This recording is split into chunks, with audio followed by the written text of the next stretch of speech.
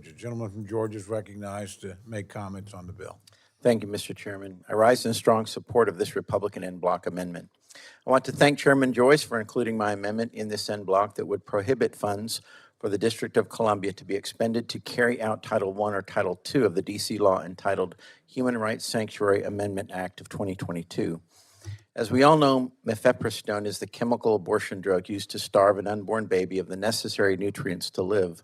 In 2023 alone, it is estimated that mifepristone accounted for 63% of abortions, resulting in approximately 642,000 unborn babies losing their lives in 2023.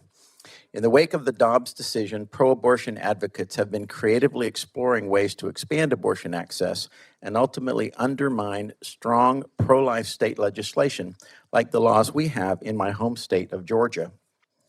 First, the Biden administration removed the requirement for a woman to receive mifepristone in person from a healthcare provider. This in-person requirement allowed providers to determine gestational age, rule out life-threatening ectopic pregnancies, or identify signs of abuse before dispensing mifepristone. This change not only possesses serious medical risks to a woman, but also bypasses the pro-life state laws by permitting the interstate shipment of abortion pills.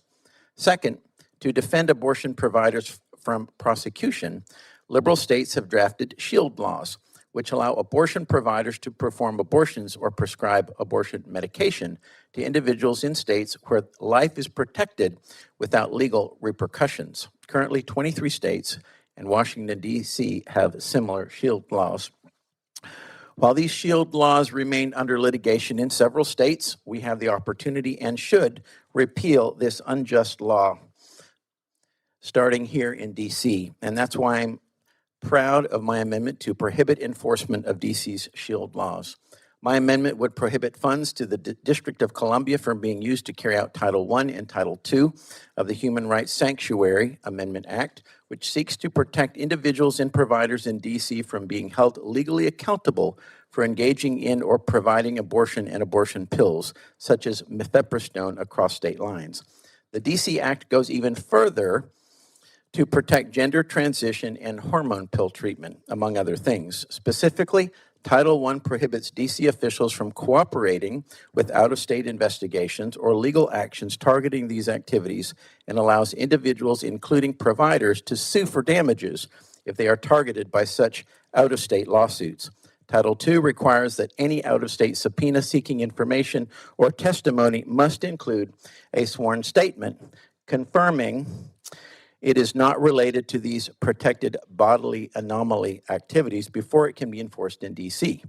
In practice, this means that D.C. providers who prescribe abortion pills or hormone therapy, even to those residing in states where these actions are restricted or illegal, they are shielded from legal consequences under D.C. law.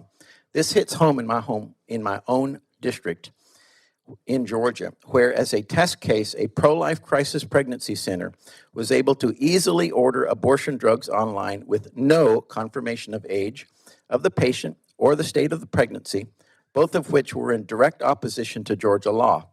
These drugs were shipped to them in an ominous brown envelope with a return address labeled Jane Smith.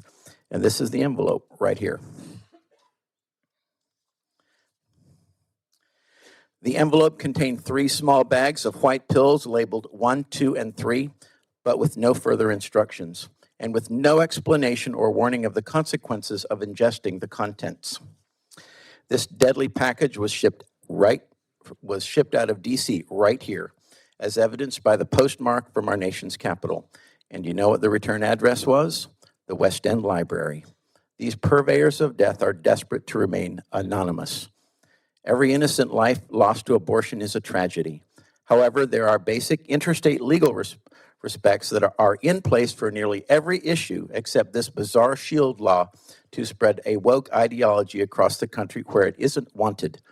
Our nation's capital should be protecting life and respecting state autonomy, not bypassing the law to continue a culture of death across this country. You know, the birth certificate of our nation, the Declaration of Independence, says that life is the number one thing that must be protected, and governments are instituted among men to protect these things. I believe these shield laws across the nation are dangerous as they empower providers to prescribe drugs which cause irreversible harm and perpetuate abuse with no accountability. These laws must be litigated and removed, but we must start by repealing DC's provision. So I urge all my colleagues to support this common sense Republican en bloc, and I yield back.